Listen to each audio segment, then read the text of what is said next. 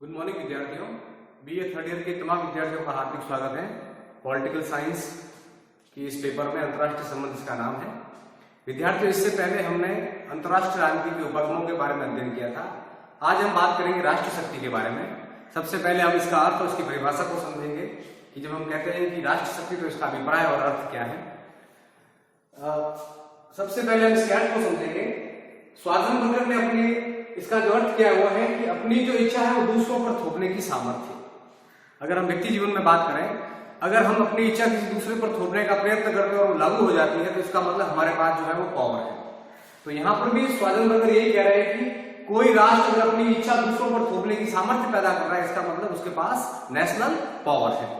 दूसरा, इसी प्रकार नागरिकों कहते हैं कि एक आदमी द्वारा दूसरे आदमियों के दिमागों तथा कार्यों पर नियंत्रण करने की योग्यता। आपके पास वो ताकत है जिससे आप दूसरों के कार्यों पर नियंत्रण कर सकते हैं। दूसरा, उसके मस्तिष्क को अपनी इच्छा अनुसार ढाल सकते हैं। अगर ऐसा सामर्थ्य आपके अंदर है तो इसका मतलब आपके पास जो है वो पावर है। यहाँ चूंकि हम अंतर्राष्ट्रीय राजनीति के विद्यार्थी तो हमारा जो संदर्भ होगा वो अंतर्राष्ट्रीय विषय होगा। दूसरा, हम इसकी परिभाषा करते हैं। पहली परिभाषा जो दी है वो दी है पैडलफोर्ड और लिंकन ने। पैडलफोर्ड और लिंकन ये कहते हैं कि राष्ट्रीय शक्ति का बुनियादी अर्थ होता है राज्य की क्षमता तथा शक्ति का वह सम्मिश्रण जो राज्य अपने राष्ट्रीय हितों उद्देश्यों को प्राप्त करने के लिए प्रयोग करता है। आपने पढ़ा होगा कि अंतर्राष्ट्रीय राजनीति में राज्य जो है वो अपने नेशनल इंटरेस्ट को पूरा करने के लिए पावर बिल्डअप करते हैं और इस प्रकार की सामर्थ्य पैदा करते हैं ताकि वो अपने राष्ट्रीय हितों की पूर्ति हेतु दूसरे राष्ट्रों पर दबाव बना सके। तो पैडलफोर्ड और लिंकन भी यही कहते हैं कि राष्ट्रीय शक्ति राज्य की क्षमता है। यानी इन्होंने पैडलफोर्ड और लिंकन ने राष्ट्र की शक्ति को राज्य की क्षमता से जोड़ा है कि अगर आपके पास कैपेबिलिटी है, हम ये कहते हैं कि अमेरिका के पास नेशनल पावर है। क्यों? क्योंकि वो अपने राष्ट्रीय हितों के अनुकूल दुनिया के किसी भी राष्ट्र पर जाकर दबाव बना सकता है तथा राज्य की क्षमता तथा शक्ति का वह सम्मिश्रण है जो राज्य अपने राष्ट्रीय हितों तथा उद्देश्यों को प्राप्त करने के लिए प्रयोग करता है।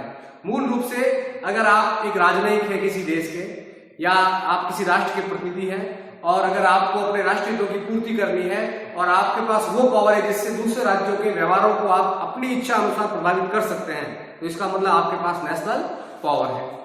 दूसरा है ऑर्गेनिकली कहते हैं अपने साथियों के अनुकूल किसी राष्ट्र की दूसरे राष्ट्र के व्यवहार को प्रभावित करने की योग्यता का नाम। आपके पास जो रिसोर्सेज हैं और उन रिसोर्सेज के माध्यम से अगर आप किसी दूसरे राष्ट्र के व्यवहार को परिभाषित कर सकते हैं, किसी राष्ट्र के व्यवहार को अपने अनुकूल ढाल सकते हैं तो इसका मतलब आपके पास नेशनल पावर है। अगले चैप्टर में हम पढ़ेंगे कि एक राष्ट्र जो है वो किस प्रकार अपनी नेशनल पावर को बिल्डअप करने के लिए कौन कौन से तरीके अपनाता है। और दूसरा, अब जब हम बात करते हैं नेशनल पावर की तो वे कौन कौन से तत्व हैं जो अंतर्राष्ट्रीय राजनीति में किसी राष्ट्र के नेशनल पावर को बिल्डअप करते हैं। धन्यवाद। कितने मिनट